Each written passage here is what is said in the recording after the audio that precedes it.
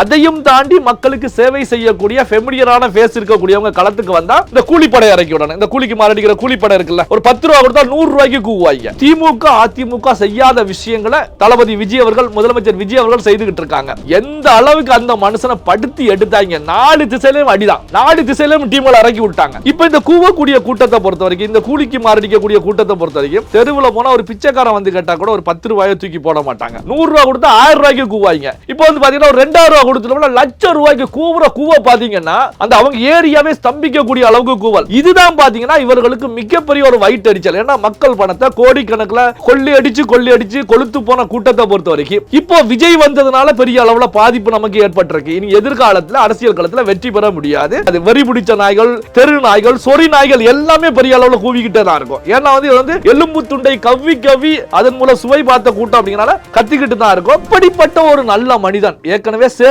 மனப்பான்மை கொண்ட ஒரு மனிதன் வந்து அரசியலுக்கு வர்றது வந்து உங்களுக்கு எங்கடா எரியுது அப்படிங்கிற ஒரு கேள்வியை தானே நாம முன்வைக்க வேண்டியிருக்கு. ஏணி வச்சாலும் எட்ட முடியாத உயரத்தில் ராகவா லாரன்ஸ் அவர்கள் இருந்துட்டு இருக்காங்க. நீண்ட நெடிய காலமாக தன்னுடைய சம்பாதிச்ச பணத்தை சேவை மூலமாக எட்ட முடியாத உயரத்தில் நின்றுட்டு இருக்காங்க. சுழன்று கொண்டிருக்கிறது. இனி வந்து இந்த திராவிட கழகங்கள் விடுபட்டு போய்விட்டது. இனி எந்திரிக்க முடியாது, எழுந்து வர முடியாது.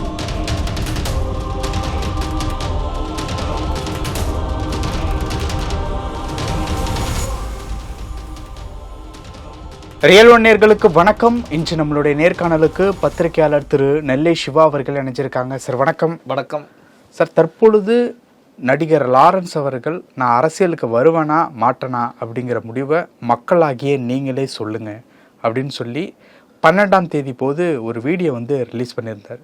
சொன்னதன் பிறகு பல முனைகளிலிருந்து பல விமர்சனங்கள் வந்துகிட்டு இருக்கு. எங்களெல்லாம் பார்த்தா எப்படி தெரியுது, இல்லை ஒரு முடிவு எடுத்துட்டு வரலையா அப்படின்னு எங்கள்கிட்ட கேட்குறீங்களா அப்படிங்கிற மாதிரி பல கேள்விகள், பல விமர்சனங்கள் வந்துகிட்டு இருக்கு. ஒருத்தர் அரசியலுக்கு வருவதற்கு முன்பே இந்த மாதிரியான விமர்சனங்கள் வைக்கிறது அப்படிங்கிறத நீங்கள் எப்படி பார்க்குறீங்க? ஜனநாயக நாட்டில் விமர்சனங்கள் வைப்பதற்கு எல்லாருக்குமே ரைட்ஸ் இருக்குது. அதாவது கடைக்கோடி குடிமகன் வரைக்கும் முதல் குடிமகன் மீது கூட விமர்சனங்களை முன்வைக்கலாம் அப்படிங்கிற நிலையில தான் இருந்துகிட்டு இருக்கு. விமர்சனங்கள் முன்வைப்பதை வந்து நாம் வந்து சாதாரண ஒரு விஷயம்தான். அதாவது அந்த விமர்சனங்கள் நியாயமான விமர்சனங்களா, அதில் என்ன சொல்லப்பட்டிருக்கு அப்படிங்கிற விஷயங்களை தான் பார்க்கணும். அதே நேரத்தில் வந்து பார்த்திங்கன்னா விமர்சனங்கள் அப்படிங்கிற நிலையில் தனி மனித தாக்குதல், ஒற்றுமையில் பேசுவது, திட்டி தீர்ப்பது, வெறுப்பு அரசியலை கக்குவது, இந்த விஷயங்களை பொறுத்த வரைக்கும் இதை வந்து நாங்கள் விமர்சனங்கள் லிஸ்ட்டிலேயே எடுத்துக்க முடியாது. இவங்க வந்து பார்த்திங்கன்னா என்ன காரணத்துக்காக இது போன்ற விஷயங்களை வைக்கிறாங்க, பேசக்கூடியவுடைய கடந்த காலம் எப்படி இருந்தது, யாருக்காக வேலை பார்த்தாங்க. ஏன்னா பார்த்திங்கன்னா இன்றைக்கி பத்திரிகையாளர்கள், பொலிட்டிக்கல் அனலிஸ்ட் அப்படின்னு பேரை போட்டுக்கிட்டு இருந்தாலும் ஏதோ ஒரு ஐடியாலஜி, அஜெண்டா, அந்த விஷயங்களில் தான் செயல்பட்டுக்கிட்டு இருப்பாங்க. பணத்தை வாங்கிட்டு கூலிக்கு மாரடிக்கக்கூடிய கூட்டம் வந்து பத்திரிகையாளர்கள், பொலிட்டிக்கல் அனலிஸ்ட் அப்படிங்கிற பேரில் பெருவாரியானவர்கள் இருந்துகிட்டு இருக்காங்க. இதுதான் பத்திரிகையாளர்களுக்கு, பத்திரிகை உலகத்துக்கு மிகப்பெரிய சாபக்கேடு அப்படின்னு சொல்லலாம். காரணம் என்ன அப்படின்னா, ஒரு நல்ல விஷயங்களை கொண்டு போய் மக்களில் சேர்க்கணும், நியாயம் அப்படிங்கிற அடிப்படையில் நிற்கணும். அதாவது வந்து பத்திரிகையாளனை பொறுத்த வரைக்கும் நியூட்ரல் அப்படிங்கிறது தவறாமல் நிற்கணும். அதே நேரத்தில் வந்து நீங்கள் ஒரு ஐடியாலஜியில் இருந்தாலும் கூட அங்கே வந்து பார்த்தீங்கன்னா அதில் இருக்கக்கூடிய நியாயமான விஷயங்களை தவற விடக்கூடாது. நீங்கள் யாருக்காக வேலை பார்த்தாலும் நியாயம் அப்படிங்கிற ஒரு விஷயம் இருக்குது. அந்த நியூட்ரல் அப்படிங்கிறதுல வந்து முடிந்த அளவு தவறாமல் பயணிக்கணும் அப்படிங்கிறதா ஒரு மீடியா எத்திக்ஸ். ஆனால் வந்து பார்த்தீங்கன்னா கூலிக்கு மாரடிக்கக்கூடிய கூட்டங்கள், இப்போ நீங்கள் லாரன்ஸ் அவர்களை சொன்னீங்க. லாரன்ஸ் அவர்கள் வந்து நான் அரசியலுக்கு வருவதற்கு மக்களிடத்தில் விடுறேன், மக்கள் நீங்கள் சொல்லுங்கள், நான் அரசியலுக்கு வர்றதை பற்றி சொல்லுங்கள், நீங்கள் சொல்வதன் அடிப்படையில் அரசியலுக்கு வர்றேன் அப்படிங்கிற நிலையில் லாரன்ஸ் அவர்கள் ஒரு கருத்துக்களை தெரிவிச்சிருந்தாங்க. உடனே பார்த்தீங்கன்னா ஒரு டீமை பொறுத்த வரைக்கும் தாறுமாறா வந்து தனி மனித தாக்குதல். நீ எப்படி என்கிட்ட கேட்பா, நீ யார், அது இது உன்னை பற்றி எனக்கு தெரியாதா, என்ன உனக்கு என்னடா தைரியம் இருக்குது அப்படின்னு சொல்லி ஒரு சாரை பொறுத்த வரைக்கும் பத்திரிகையாளர்கள் அப்படிங்கிற போர்வையில் வந்து பயங்கரமான தாக்குதலாக நடத்தினாங்க. இந்த தாக்குதல் நடத்தினவர்கள் யார் அப்படிங்கிறத பார்க்கும்போது தான் கடந்த காலத்தில் வந்து பார்த்தீங்கன்னா இப்போ 2026 தேர்தலுக்கு கூட கூலிக்கு மாரடித்த கூட்டம் பல லட்சக்கணக்கான ரூபாயை சில கட்சிகளிடம் வாங்கி அவர்கள் வீசிய எலும்பு துண்டுக்காக விசுவாசமாக இருந்தவர்கள்லாம் இது போன்ற செயலில் ஈடுபடுறாங்க அப்படிங்கிறது வெளிப்படையான விஷயம் தான். இதை நான் சொல்லித்தான் தெரியணும்னு கிடையாது, மக்களுக்கே தெரியும், அவங்களுக்கே தெரியும் யார் பேசுகிறாங்க, யார் எது போன்ற கருத்துக்களை பேசுகிறாங்க. அப்போ வந்து பார்த்தீங்கன்னா கூலிக்கு மாரடிக்காதவர்கள் அப்படின்னா விமர்சனங்களை முன்வைக்கலாம். அதுதான் நம்ம ஏற்கனவே சொன்னோம். பார்த்தீங்கன்னா தாறுமாறான தாக்குதலை முன்வைக்கிறாங்க. என்னன்னா, நீ மக்கள்கிட்ட கேட்டு தான் வருவியா, காமராஜர் மக்கள்கிட்ட கேட்டு தான் வந்தாரா, எம்ஜிஆர் மக்கள்கிட்ட கேட்டு தான் வந்தாரா, அண்ணா மக்கள்கிட்ட கேட்டு தான் வந்தாரா, நீ மட்டும் ஏன் மக்கள்கிட்ட கேட்டு வர்ற அப்படின்னா ஒரு தலைவனை வெற்றி அரியணையில் அமர வைப்பதும் அமர வைக்காமல் தடுத்து நிறுத்துவதும் மக்கள் தான். எந்த ஒரு விஷயமாக இருந்தாலும் மக்கள் மன்றத்தின் தான் தீர்மானிக்கக்கூடிய நிலையில அரசியல் களம் இருந்துட்டு இருக்கு. அப்ப அரசியல் களம் மக்கள் மன்றத்தின் மூலமாக அங்க முடிவுகள் எழுதப்படக்கூடிய நிலையில இருக்கக்கூடிய சூழ்நிலையில மக்களிடம் கேட்பதில் என்ன தவறு இருக்கு அப்படிங்கிறது இங்க முக்கியமான விஷயம். சரி, மக்களிடத்துல ஒருவர் கேட்கிறார் அப்படின்னா உங்களுக்கு சரி அவர் வர்றதுல உங்களுக்கு இஷ்டம் கிடையாது அப்படின்னா நீங்க அதுல விலகி செல்லலாம், உங்களுடைய கருத்துக்களை பதிவு பண்ணலாம். இல்ல அவர் வர்றதுல நீங்க வரவேற்கிறீங்கன்னா அந்த வரவேற்பை கொடுக்கலாம். அதை விட்டுட்டு ஒரு தனி மனித தாக்குதலை நீங்க முன்வைக்கிறீங்கன்னா யார் உங்களுக்கு எலும்பு துண்டு வீசினது? எலும்பு துண்டுடைய வலிமை என்ன? நிறைய எலும்பு துண்டு அள்ளி அள்ளி வீசி விட்டாங்களா? நீங்க ஏன் இந்த அளவுக்கு கூவுறீங்க, கொக்கரிக்கிறீங்க? அப்படியே கேள்விகளை தான் நாம முன்வைக்க வேண்டியிருக்கு. என்ன காரணம் அப்படின்னா, இப்ப இந்த கூவக்கூடிய கூட்டத்தை பொறுத்த வரைக்கும், இந்த கூலிக்கு மாரடிக்கக்கூடிய கூட்டத்தை பொறுத்த வரைக்கும், தெருவில் போனா ஒரு பிச்சைக்காரன் கேட்டா கூட ஒரு 10 ரூபாயை தூக்கி போட மாட்டாங்க. அந்த 10 ஐயோ நம்ம ஒரு டீ குடிக்கலாம், எதுக்கு பிச்சைக்காரனுக்கு போடணும் அப்படின்னு மனநிலையில சுத்தக்கூடிய கூட்டம் தான். இப்போ ராகவா லாரன்ஸ் உடைய பின்புலத்தை நாம எடுத்து பார்த்தோம் அப்படின்னா, சினிமா உலகில் இருக்கக்கூடியவர்கள் மட்டுமல்ல, மக்களுக்கும் பெருவாரியானவர்களுக்கு, மீடியா செக்டார்ல இருக்கக்கூடியவங்களுக்கும் தெரியும் நீண்ட நெடிய காலமாக எந்த அளவுக்கு உதவிகள் செய்துட்டு இருக்காங்க. அவருடைய வீட்டிலேயே தங்க வைத்து எந்த அளவுக்கு உதவிகள் பண்றாங்க. கல்வி கற்பதற்கு, நோய் சம்பந்தப்பட்ட விஷயம் அப்படிங்கிறது சினிமா உலகம் மட்டுமல்ல தமிழகமே அறிஞ்ச விஷயம் தான். இப்படிப்பட்ட ஒரு நல்ல மனிதன், ஏற்கனவே சேவை மனப்பான்மை கொண்ட ஒரு மனிதன் அரசியலுக்கு வர்றது உங்களுக்கு எங்கடா எரியுது அப்படிங்கிற ஒரு கேள்வியை தானே நம்ம முன்வைக்க வேண்டியிருக்கு. ஏன் உங்களுடைய வருமானம் தடைப்பட போகுதா? உங்க வீட்டில் உழ வைக்க விடாம லாரன்ஸ் தடுக்கிறாரா அப்படின்னா நம்ம இன்னொரு கோணத்தில் யோசிக்க வேண்டியிருக்கு. என்ன காரணம் அப்படின்னா, இப்போ இங்க கூலி கொடுத்து இறக்கி விட்டுட்டாங்க. இதையும் கடந்து லாரன்ஸ் அவர்கள் வந்தாங்க அப்படின்னா இவங்களுக்கு வருமானம் போயிடும். யார் எலும்பு துண்டை வீசுறாங்களோ, என்னப்பா நாங்க கொடுத்து நீ தடுத்து நிறுத்தல அப்படிங்கிற கேள்விகளை முன்வைப்பாங்க. ஸோ அப்போ இவர்களுடைய அந்த வருமானம் தடைப்படுறதுனால தான் இப்போ லாரன்ஸ் அவர்களுக்கு எதிர்ப்பு தெரிவிக்கிறாங்களா அப்படின்னா மிகப்பெரிய ஒரு கேள்வி இருந்துட்டு இருக்கு. இப்போ நாம முன்வைக்கக்கூடியது என்ன அப்படின்னா, நாம ஏற்கனவே தொடர்ச்சியாக முன்வைக்கக்கூடியது 2026 மே மாதம் 4ஆம் தேதிக்கு முன்னாடி தமிழக அரசியல் களத்துடைய நிலவரம் வேறு. இன்னைக்கு பாத்தீங்கன்னா அந்த 2026 மே 4க்கு பிறகு முற்றிலுமாக தமிழக அரசியல் களம் மாற்றம் கண்டு விட்டது. தமிழக மக்கள் மாற்றம் கண்டுட்டாங்க. இனி தமிழக மக்களை பொறுத்த வரைக்கும் ஒரு மாற்றத்திற்கான வழியில தான் அவங்க வாக்களிப்பாங்க. மாற்று சிந்தனை, மாற்றத்துக்கான சிந்தனை அவர்களுடைய மனதில் மிகப்பெரிய அளவில் நிலை கொண்டிருக்கிறது அப்படிங்கிற கருத்துக்களை தான் பதிவு பண்றோம். அதே போலதான் அரியணையில் அமர்ந்த தமிழக வெற்றி கழகத்தை பொறுத்த வரைக்கும் திமுக, அதிமுக செய்யாத விஷயங்களை தளபதி விஜய் அவர்கள், முதலமைச்சர் விஜய் அவர்கள் செய்துகிட்டு இருக்காங்க. ஊழல் இல்லாத ஒரு அரசை கட்டமைப்பதற்கான முயற்சியில பெரிய அளவில் ஈடுபாட்டோட செயல்பட்டு இருக்காங்க. ஆனா பாத்தீங்கன்னா நீண்ட நெடிய காலம் அங்க இருக்கக்கூடிய முதலைகளும் திமிங்கலங்களும் பாத்தீங்கன்னா இதுக்கு பெரிய அளவில் முட்டுக்கட்டையை போடுறாங்க, தடுத்து நிறுத்துறாங்க. இது போன்ற இந்த பத்திரிகையாளர்கள் பேர்ல சுற்றக்கூடியவர்கள் போல அரசு துறையில இருக்கக்கூடிய இந்த கூலிக்கு மாரடிக்கக்கூடிய கூட்டங்கள் மூலமாக பெரும் அளவில் இடைஞ்சல்களை, இடையூறுகளை ஏற்படுத்துறாங்க. அதையும் கடந்து தமிழக அரசை பொறுத்த வரைக்கும் அரசு அலுவலகங்களில் ஊழல் இருக்கக்கூடாது அப்படிங்கிற நிலையில வேகமா செயல்பட்டு இருக்காங்க. இதுதான் பாத்தீங்கன்னா இவர்களுக்கு மிகப்பெரிய ஒரு வயிற்று எரிச்சல். ஏன்னா மக்கள் பணத்தை கோடிக்கணக்கில் கொள்ளி அடிச்சு கொளுத்து போன கூட்டத்தை பொறுத்த வரைக்கும் இப்போ விஜய் வந்ததுனால பெரிய அளவுல பாதிப்பு நமக்கு ஏற்பட்டிருக்கு. இனி எதிர்காலத்தில் அரசியல் களத்தில் வெற்றி பெற முடியாது, நாம செல்லா காசாக போக போறோம் அப்படிங்கிறது வெளிப்படையாகவே அவங்களுக்கு தெரிந்து விட்டது. அதுவும் விஜய் அவர்களுடைய ஆட்சி தொடரக்கூடிய சூழ்நிலையில எதிர்காலத்தில் நாம என்னதான் கோல்மால் பண்ணி வெற்றி பெற்று வந்தால் கூட இனி ஆட்சியில அரசாங்கத்தின் மூலமாக கொள்ளையடிக்க முடியாது, கோடிகளை சேர்க்க முடியாது. ஏன்னா அதற்கு ஃபுல் ஸ்டாப் விஜய் அவர்கள் வச்சுட்டாங்க. இப்படியான சூழ்நிலை தான் பாத்தீங்கன்னா இப்போ பாத்தீங்கன்னா களத்துக்கு வரக்கூடிய புதிய முகங்களை தடுத்து நிறுத்தணும். விஜய் வந்துட்டாங்க, நாங்க தூங்கிக்கிட்டு இருந்தோம், கொரட்டை விட்டுக்கிட்டு இருந்தோம், இன்ஸ்டாகிராமை பத்தி அறிவில்லாம நாலேஜ் இல்லாம நாங்க இருந்துகிட்டு இருந்தோம்.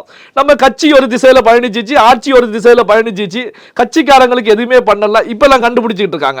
சோ இதனால நம்ம கோட்டை விட்டுட்டோம். ஆனா இப்ப விஜய் அந்த கேப்பை பயன்படுத்தி கொண்டு விஜய் அவர்கள் தமிழக அரியணையில் ஏறி அமர்ந்துட்டாங்க. இனி யாரையும் புதிதாக உள்ள வரவிடாம தடுத்து நிறுத்தணும். விஜய் அவர்களுக்கு பலம் சேரக்கூடாது, அதாவது புது நபர்கள் மூலமாக சேரக்கூடாது, இளைஞர்கள் பெருமளவுல மீண்டும் மீண்டும் தாவேக்கால சேரக்கூடாது. இதை தடுத்து நிறுத்தணும். அதையும் தாண்டி மக்களுக்கு சேவை செய்யக்கூடிய ஃபெமிலியரான ஃபேஸ் இருக்கக்கூடியவங்க களத்துக்கு வந்தா இந்த கூலிப்படை இறக்கி விடணும். இந்த கூலிக்கு மாரடிக்கிற கூலிப்படை இருக்குல்ல, ஒரு 10 ரூபா கொடுத்தா 100 ரூபாய்க்கு கூவாங்க, 100 ரூபா கொடுத்தா 1000 ரூபாய்க்கு கூவாங்க. இப்போ பாத்தீங்கன்னா ஒரு 2000 ரூபா கொடுத்துட்டோம்னா லட்சம் ரூபாய்க்கு கூவ பாத்தீங்கன்னா அந்த அவங்க ஏரியாவே ஸ்தம்பிக்கக்கூடிய அளவுக்கு கூவல். பாத்தீங்கன்னா ஒரு பத்திரிகையாளர் பேர்ல 2-3 வீடியோவை பார்க்கும்போது நமக்கே மிகப்பெரிய வெறுப்பு ஏற்பட்டுச்சு.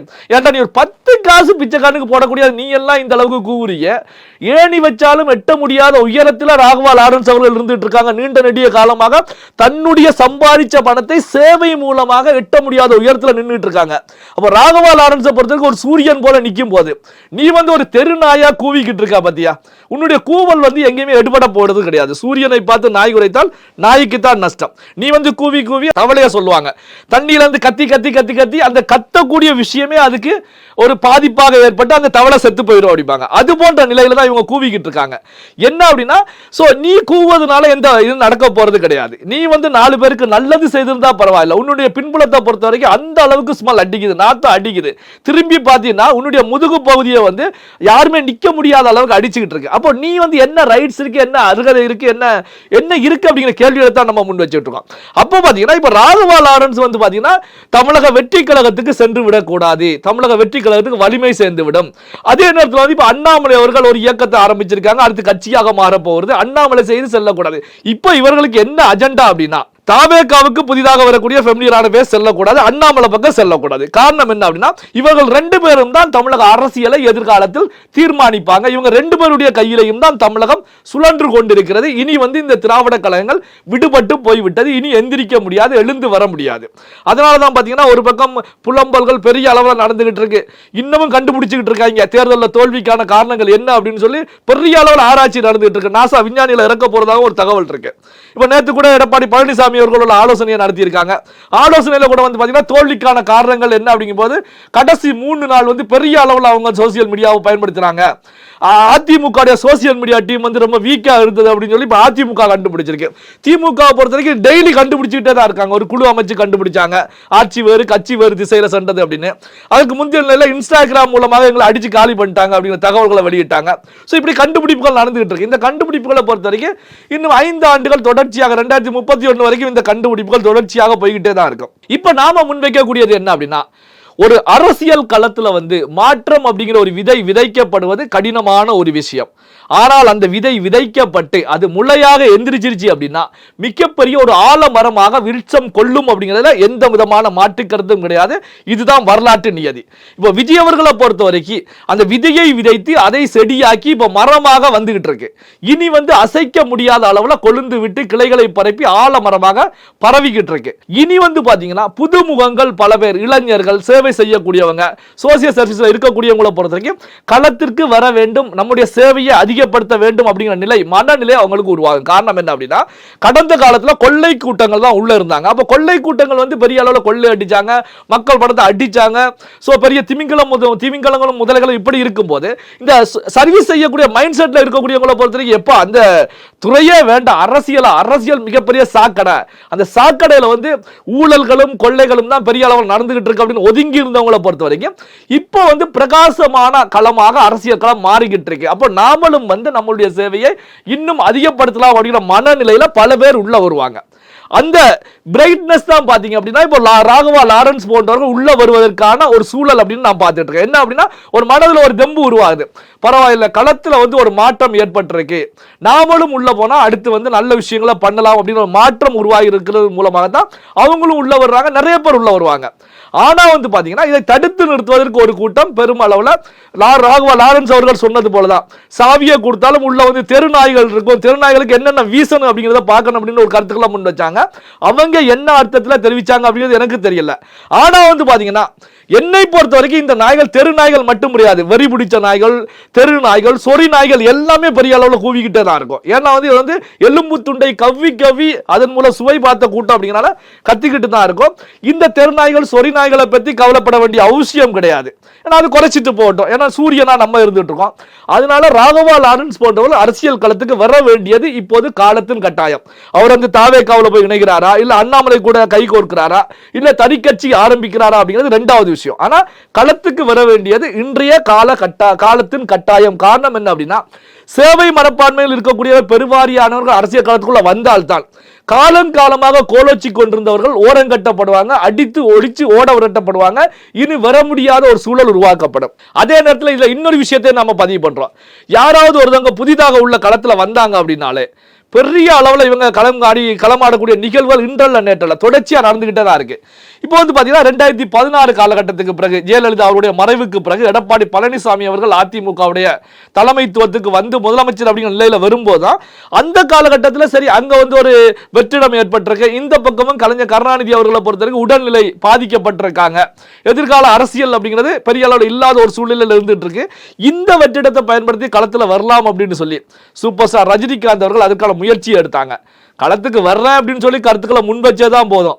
எந்த அளவுக்கு அந்த மனுஷனை படுத்தி எடுத்தாங்க. 4 திசையிலையும் அடிதான், 4 திசையிலையும் டீம்களை இறக்கி விட்டாங்க, 4 திசையிலும் அடிதான். பெரிய அளவில் அடிச்சதன் மூலமாக அது ஒரு வார்த்தையே வந்து ரஜினிகாந்த் அவர்களை களத்துக்கு வரவிடாமல் பின்னங்கால பிடரியில் அடிக்க ஓட வைத்தது. காரணம் என்ன அப்படின்னா, இந்த வயசுல இனி நமக்கு அரசியல் வேண்டாம், குடும்பத்தை பார்த்துக்கிட்டு சினிமாவில் நடிச்சுக்கிட்டு நாம வந்து எதிர்காலத்தை ஓட்டிடலாம் அப்படிங்கிற மனநிலையை உருவாக்கிச்சு. ஆனா வந்து பாத்தீங்கன்னா இப்படி ரஜினிகாந்தை அடித்து ஓட விட்ட கூட்டத்தினால விஜயை ஒன்றும் செய்ய முடியல. காரணம் என்ன அப்படின்னா, எந்த அளவுக்கு அடிச்சாலும் நீங்க அடிச்சுக்கிட்டே இருங்கன்னா, கூவிக்கிட்டே இருங்க. ஆனா நான் வாயத்துல இருந்து பெரிய அளவில் பேச மாட்டேன். ஆனா பேசக்கூடிய வார்த்தைகளை பொறுத்த வரைக்கும் பெரிய அளவில் ரிஃப்ளெக்ட் ஆகும், பெரிய அளவில் பிளாஸ்ட் ஆகும், மாஸ் ஆகும்.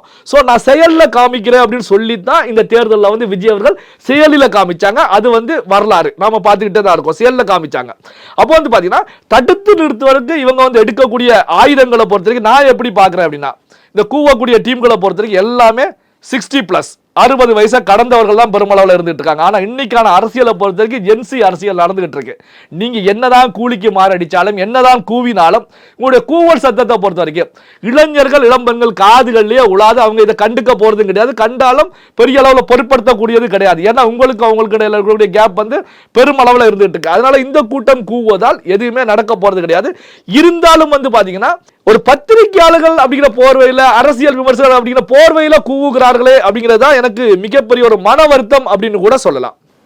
பல விஷயங்கள் பேசியிருக்கோம். நேரத்திற்கு நன்றி. நன்றி.